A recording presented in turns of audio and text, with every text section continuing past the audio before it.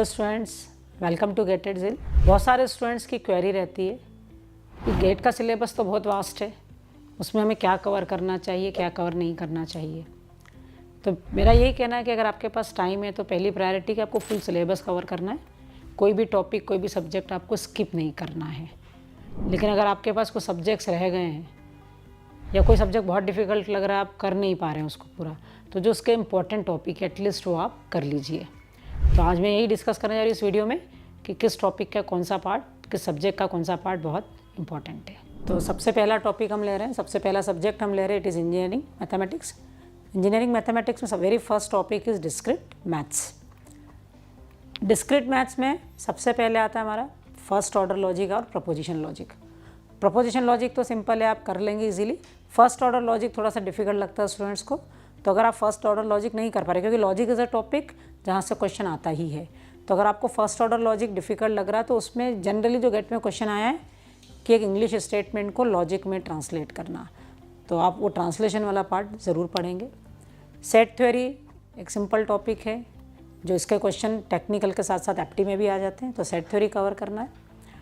Relation वाला concept topic का आप कवर करेंगे। और फिर हम आते हैं ग्राफ थ्योरी पे, क्योंकि बाकी जो टॉपिक्स है पार्शियल ऑर्डर, लेटाइसेस, मोनोइड्स, ग्रुप्स, इन पे बहुत रेयरली क्वेश्चंस आते हैं। तो करना तो सभी है क्योंकि कॉम्पिटिटिव एग्जाम है, but if you are not able to do, तो एटलीस्ट जिनको मैंने हाईलाइट कर रखा है वो पार्ट्स आप ज़रूर करेंगे, है ना। फिर आते हैं हमारे graph theory. Graph theory is very important topic, इस पर क्वेश्चन होता ही है। तो ग्राफ थ्योरी में एक तो प्लेनरिटी पे आपको करना है, प्लेनर यूलर इक्वेशन क्या होती है for planar graph, how to identify graph is planar, तो प्लेनरिटी के कंसेप्ट पढ़ने और कलरिंग के कंसेप्ट्स पढ़ने हैं। प्लेनरिटी और कलरिंग पे फ्रिक्वेंटली क्वेश्चंस आते हैं। फिर हमारे आता है रिकरेंस रिलेशन और जनरेटिंग फंक्शन। जनरेटिंग आप लिखेंगे लास्ट फ्यू ईयर्स में जनरेटिंग फंक्शंस पे भी काफ़ी क्वेश्चंस आ रहे हैं। तो these are the important topics of discrete mathematics. और इसके बाद न्यू टॉपिक आता है लीनियर अलजेब्रा। लीनियर अलजेब्रा में ज़्यादातर हमने देखा कि क्वेश्चंस डिटर्मिनेंट और इन्वर्स से क्वेश्चंस ज़्यादा आए हैं, और अभी रिसेंटली रैंक हटा दिया गया है सिलेबस से। लेकिन सिस्टम ऑफ लीनियर इक्वेशन की अगर हम बात करें तो यहाँ पे क्वेश्चन इसी में रैंक का कंसेप्ट भी यूज होता है। तो आपको रैंक आना चाहिए, या ये यूँ समझे कि सिस्टम ऑफ लीनियर इक्वेशन करेंगे तो रैंक आपको अच्छे से करना पड़ेगा। और आइगन वैल्यू, आइगन वेक्टर के बहुत बार क्वेश्चंस आ चुके हैं, तो ये आपको करना है। एलयू डिकम्पोजिशन अभी 2015 से गेट के सिलेबस में आया, पर अभी तक में 2 बार ही क्वेश्चंस आया। तो मैं चाहूँगा कि इसको अगर आपके पास टाइम हो तब तो करें, नहीं तो पहले इस 3 को कवर करें, देन इसके बारे में सोचें। नेक्स्ट है कैलकुलस।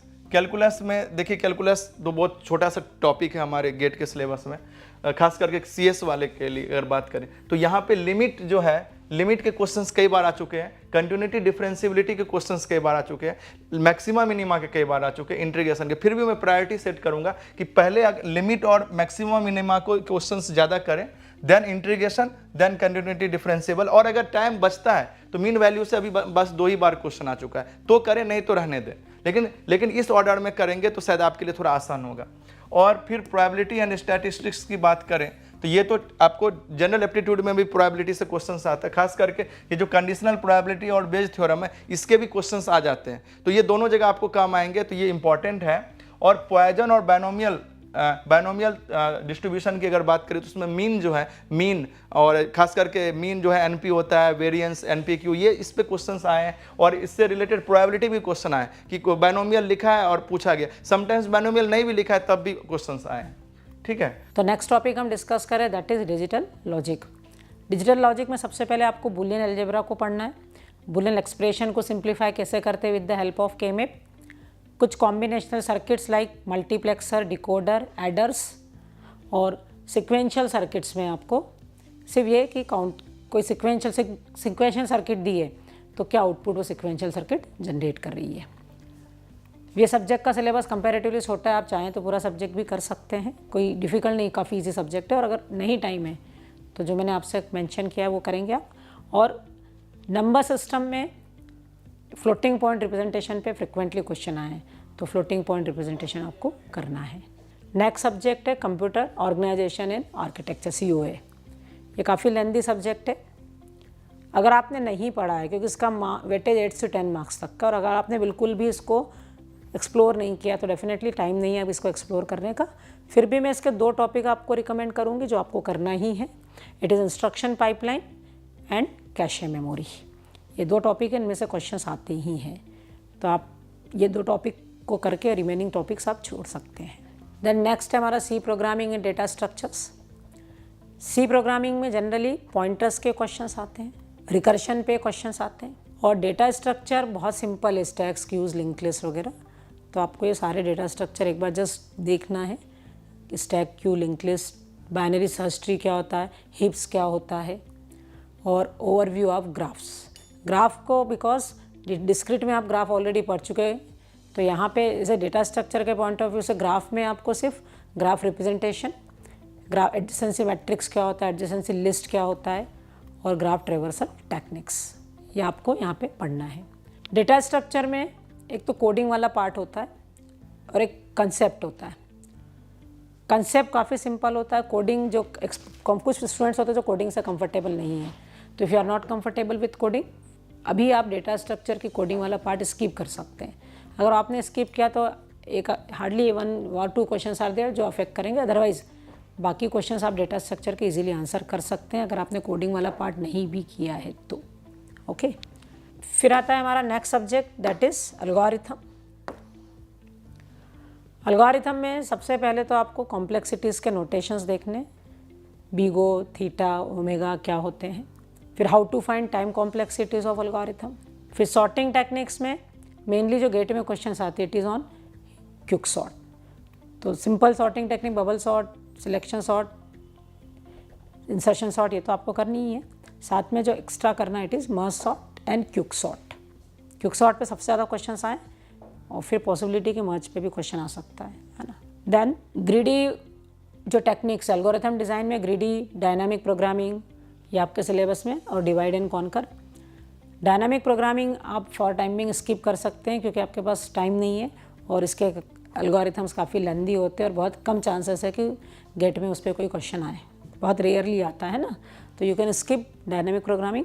ग्रीडी में आप कर सकते हैं, ग्रीडी मेथड्स आपको दिया है, तो इसमें आप करना है आपको एक तो हॉफमैन प्रॉब्लम, हॉफमैन ट्रीज करना है, और फिर आपके shortest path algorithm, Dijkstra's algorithm, Bellman Ford algorithm, ये एल्गोरिथम्स आपको करने हैं फ्रॉम ग्रीडी।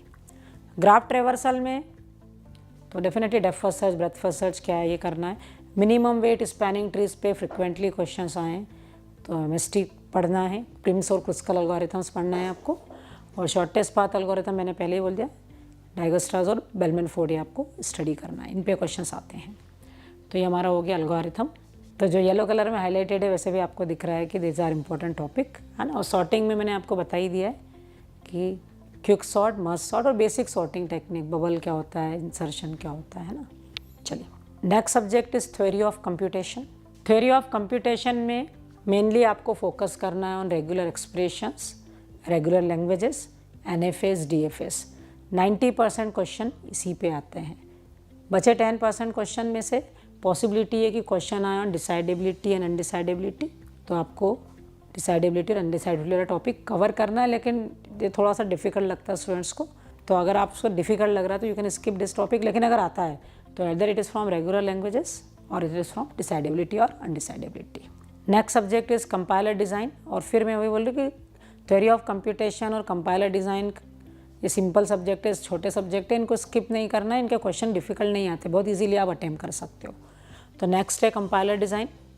कंपाइलर डिज़ाइन में मेनली आपको फोकस करना on parsing techniques. Parsing technique में LL1 पार्सिंग और LR1 पार्सिंग। फिर नेक्स्ट टॉपिक जो सिंटेक्स डायरेक्टेड ट्रांसलेशन है, मेनली क्वेश्चन पार्सिंग टेक्निक पे होगा, या सिंटेक्स डायरेक्टेड ट्रांसलेशंस पे होता है, या फिर लाइवनेस एनालिसिस, कितने कौन से वेरिएबल लाइव है, कौन सा लाइव नहीं है। तो मेजर ये 3 टॉपिक है जिन पे कंपाइलर डिज़ाइन में क्वेश्चंस आते हैं। Next subject is operating system. Operating system में एक इंटर प्रोसेस कम्युनिकेशन और कॉन्करेंसी कंट्रोल, ये 2 टॉपिक ऐसे हैं जिन मतलब ये एक ही टॉपिक है बेसिकली, तो ये इंटर प्रोसेस कम्युनिकेशन पे क्वेश्चन आता ही है। फिर हमारे CPU scheduling algorithms, FIFO, shortest of first, इस तरह के, और virtual memory, this are the important topics of operating system. फिर हम आते हैं डेटाबेस में। डेटाबेसेस में रिलेशनल अलजेब्रा पे क्वेश्चन या SQL। एसक्यूएल पे तो क्वेश्चंस होता ही है ना, हर पेपर में आप देखेंगे there will be a question from SQL, तो एसक्यूएल आपको करना है। अगर एसक्यूएल किया तो relational algebra is similar to SQL, तो अपने आप हो जाएगा आपका। फिर नॉर्मल फॉर्म्स 3NF PCNF ये क्या होते हैं ये स्टडी करना है। Then BB plus tree index क्या होता है, और ट्रांजेक्शन्स में एक बहुत बड़ा टॉपिक है, तो मेनली जो गेट में क्वेश्चन आया अबाउट कन्फ्लिक्ट रिलायजेबिलिटी, तो ट्रांजेक्शन्स में आप पढ़ेंगे कि व्हाट इज़ कन्फ्लिक्ट रिलायजेबिलिटी, है ना। This are the important topics. और जब सिलेबस मतलब सब्जेक्ट नहीं कर पा रहे हो तो ये करना है ना, प्रायोरिटी तो हमारी यही है कि पहले हम सब्जेक्ट कंप्लीट करें। फिर नेटवर्क आता है, ये काफ़ी बड़ा सब्जेक्ट है, अगर आपने इसको नहीं पढ़ा है अभी तो डेफिनेटली अभी पूरा भी नहीं होगा।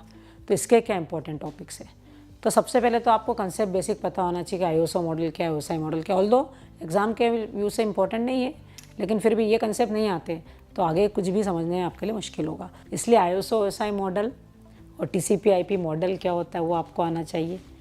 फिर एरर डिटेक्शन टेक्निक्स में CRC और हेमिंग कोड्स क्या होते हैं। फिर मीडिया एक्सेस कंट्रोल प्रोटोकॉल में CSA में CD प्रोटोकॉल आपको आना चाहिए, मेनली क्वेश्चन CSA में CD पे आते हैं। राउटिंग प्रोटोकॉल्स में डिस्टेंस वेक्टर राउटिंग पे क्वेश्चंस पॉसिबल है। IP एड्रेसिंग, IP फ्रेगमेंटेशन और CIDR ये टॉपिक्स पे बहुत ज़्यादा पॉसिबिलिटी थी क्वेश्चंस आने की। इन तीनों में से किसी एक टॉपिक पे तो क्वेश्चन होता ही है। फिर हमारा आता है ट्रांसपोर्ट लेयर। अच्छा, नेटवर्क लेयर का एक प्रोटोकॉल होता है ARP पे भी क्वेश्चन पॉसिबल है। तो ARP पढ़ना है, IP फ्रेगमेंटेशन पढ़ना है, IP एड्रेसिंग पढ़ना है, CIDR पढ़ना है, ये नेटवर्क लेयर से पढ़ना है आपको।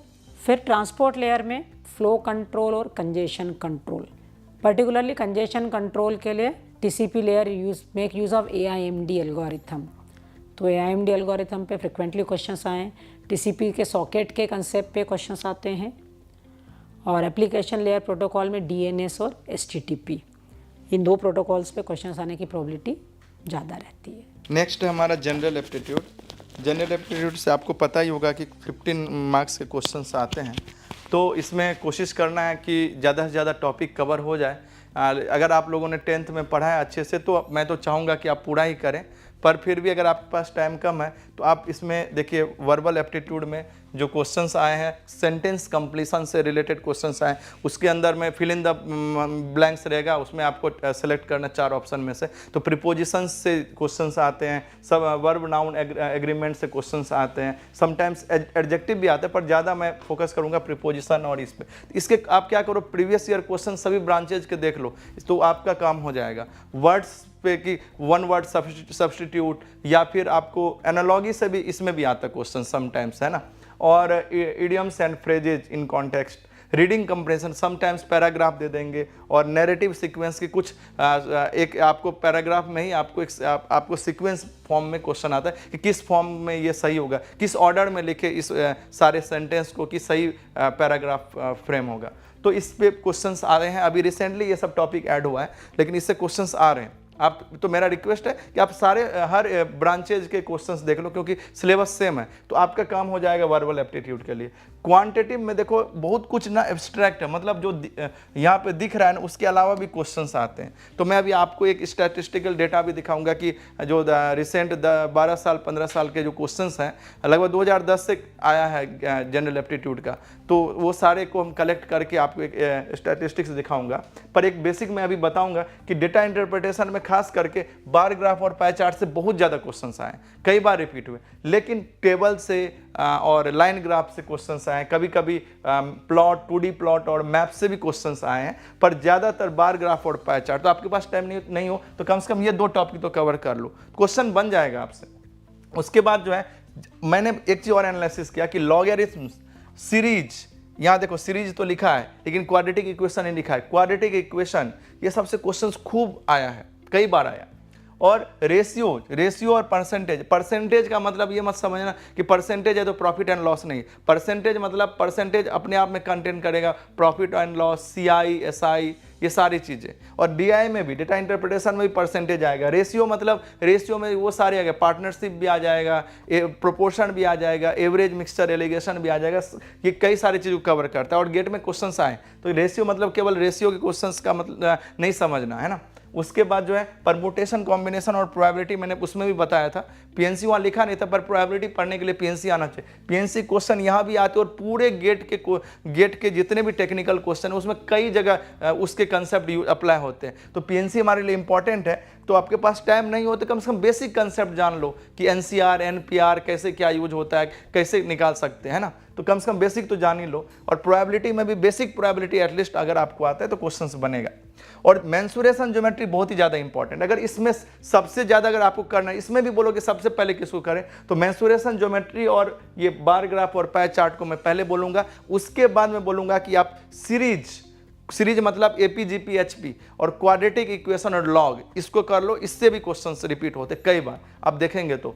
और इसके बाद एनालिटिकल एप्टीट्यूड में, उसमें अगर मैं बात करूं तो वहाँ पे डिडक्शन, इंडक्शन, आपको पैराग्राफ दिया है, आपको इन्फरेंस पूछा गया कि क्या आप क्या इन्फर होगा, क्या कंक्लूजन ड्रॉ होगा, इस तरह से स्टेटमेंट, कंक्लूजन, एनालॉगी, कुछ सिचुएशन क्रिएट कर दिया, कभी कभी पजल टाइप से भी दे दिया कि ये सारा चीज़ है तो अब क्या होगा, कुछ चीज़ें एब्स्ट्रैक्ट है तो। और न्यूमेरिकल रिलेशन को मैंने हाइड नहीं किया है, लेकिन इसको मैंने डार्क नहीं किया है, लेकिन मैं इसमें ये बोलना चाहूँगा कि इसके क्वेश्चन जनरली सबसे बन जाते हैं। जिसने 9th 10th में थोड़ा बहुत मैथ्स पर क्वेश्चन बन जाते हैं, तो वो ये क्वेश्चन तो ऐसे होते हैं जो 1 मार्क्स के होते हैं। तो आप प्रैक्टिस किए हो या नहीं भी किए हो तब भी बनते हैं बच्चों से। तो अगर हम लोग इंजीनियरिंग में है तो बेसिक तो नॉर्मल इक्वेशन लिखना हम लोग को आता है, तो इसलिए मैंने ज़्यादा फोकस इस पर कर रहा हूँ।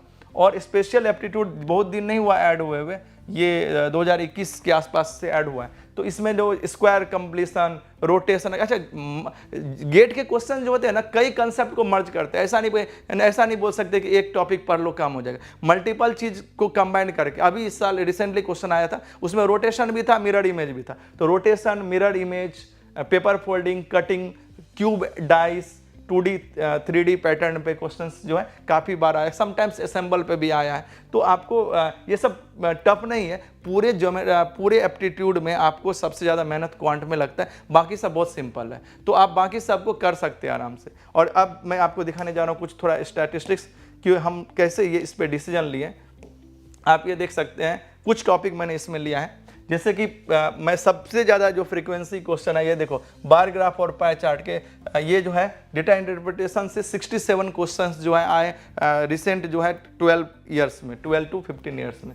और परसेंटेज प्रॉफिट लॉस से 28 है। और नंबर सिस्टम, जबकि वहाँ कहीं मेंशन नहीं था, पर नंबर सिस्टम जो न्यूमेरिकल रीजनिंग वाला मैंने पार्ट बताया ना, वो नंबर सिस्टम और न्यूमेरिकल रीजनिंग के कंबाइन करके कई बार यूनिट डिजिट पे आ गया, कई बार एचसीएफ एलसीएम पे क्वेश्चंस आ गए। ऐसे क्वेश्चंस आ चुके हैं गेट में, सीएस में आ चुके हैं, आप देख सकते हो, लेकिन वो सिलेबस में लिखा नहीं। अब जैसे देखो टाइम एंड वर्क नहीं लिखा था सिलेबस में, टाइम स्पीड डिस्टेंस नहीं लिखा था, फिर भी क्वेश्चन उससे 18 क्वेश्चन आ चुके हैं। तो मैं चाहूँगा कि पहले आप इसको कवर करें, फिर टाइम अगर बचता है, percentage, data interpretation, number system और एनालिटिकल एप्टीट्यूड में इंडक्शन रिडक्शन वाला पोर्शन और एनालॉगी से क्वेश्चन बहुत रिपीट हुआ है, तो एनालॉगी का तो करना ही करना है। और स्पेशल एप्टीट्यूड में क्यूब एंड डाइस, रोटेशन, ये सारे चीज, स्क्वायर कंप्लीशन, मिरर, मतलब 37 क्वेश्चन अभी 3-4 साल में काफ़ी अलग अलग ब्रांचों से मैंने कलेक्ट किया है। और ये 139 जो दिख रहा है आपको, ये 139 और प्लस ये 25 ऐड कर दो, around 164 question set theory, Venn diagram और एनालिटिकल एप्टीट्यूड, ये सबको कंबाइन करके इतने क्वेश्चंस आते हैं। तो एनालिटिकल एप्टीट्यूड से क्वेश्चन आते ही आते हैं,